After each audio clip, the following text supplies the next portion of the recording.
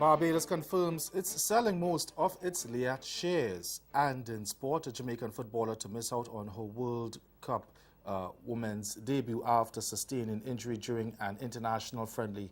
I'm Ricardo Robertson. This is Caribbean in 10 for Wednesday, June 5, 2019. I'll be back with the details after the break.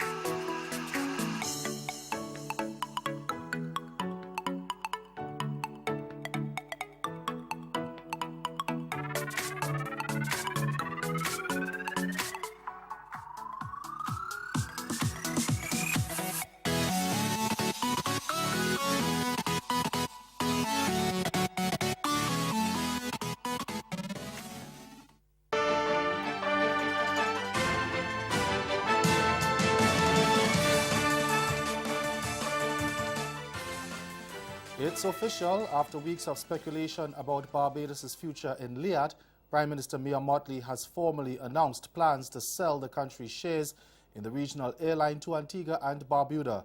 Barbados is Liat's single largest shareholder with 49.4% of shares. The other shareholder governments are Antigua and Barbuda, which has 34%, Dominica, Grenada and St. Vincent and the Grenadines. Prime Minister Mottley told the Parliament last night that Barbados cannot continue to support Liat in its current form. There is only so much that Barbados can responsibly do at this time, given our current circumstances and our current position on the journey which I referred to just now.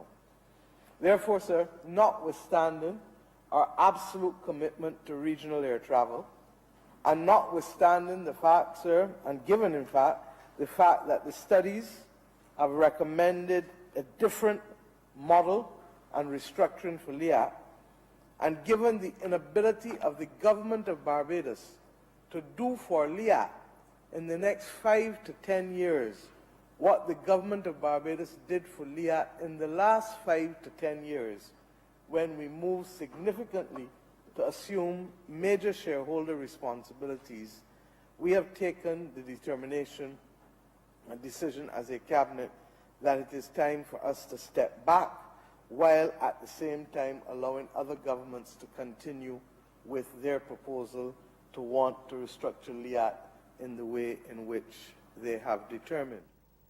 Mottley insisted that the island was committed to regional transportation and would continue to hold minimum shares in the Antigua-based carrier.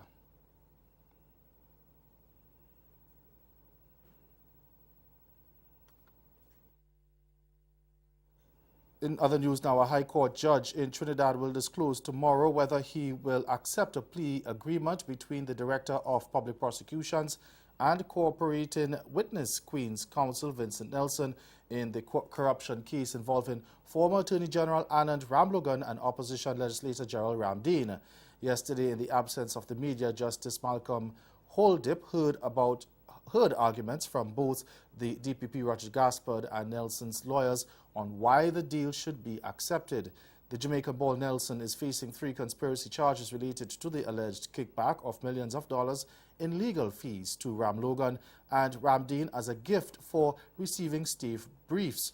But he has agreed to turn state witness against the two who are jointly charged with corruption conspiracy and conspiracy to misbehave in public office.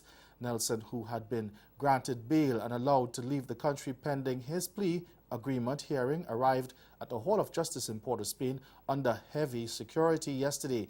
After hearing both sides, Justice Holdip said he would hand down his ruling tomorrow afternoon.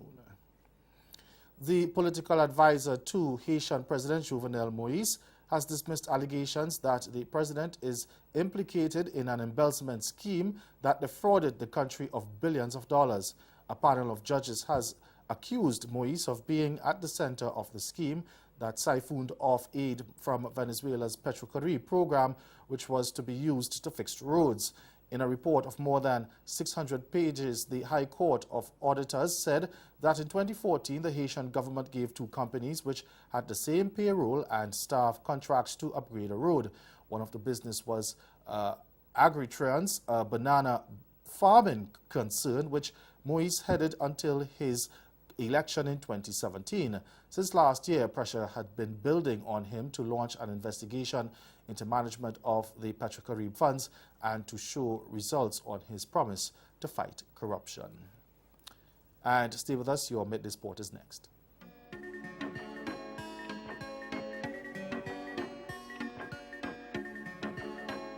Welcome to this year's 50th Caribbean Broadcast Union Assembly on the island of San Andres. San Andres is a small archipelago located in between Jamaica and Panama in the western Caribbean Sea. A lush, exotic island rich in culture, history, gastronomy, and breathtaking scenic views. Known for its beaches and 7-colored crystalline waters, the island of San Andres will be proudly hosting this year's event. CBU members will enjoy top-of-the-line accommodations for an unforgettable experience in San Andres, connecting Caribbean nations through this year's 50th edition of the CBU Assembly.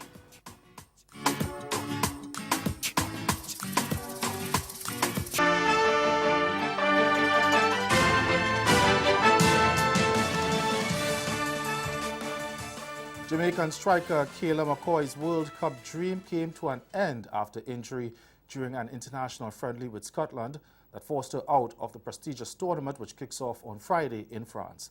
TVG's Karen Madden reports. Last Tuesday when forward Kayla McCoy was replaced moments after replacing the then injured Khadija Bonishaw, but was herself substituted moments later after picking up an injury in Jamaica's final warm-up game against Scotland. Head coach Hugh Menzies has now confirmed that McCoy will miss the World Cup following the knee injury she picked up at Hampden Park. Following an MRI done on Monday, the decision was made for McCoy to be replaced in the World Cup squad. Menzies told TVJ Sports Monday afternoon that a replacement will be submitted to FIFA shortly. The US-born McCoy, who was called to the training squad in January, is eligible to play for Jamaica through her grandfather, Pernell Charles. Menzies says a request will be made for the 22-year-old Houston Dash player to remain in France as she has been instrumental to team morale. FIFA regulations governing the World Cup allow for a team to make changes to their 23-member squad only through injury, with a deadline of 24 hours before the team's opening game. That's Caribbean in 10. Good afternoon.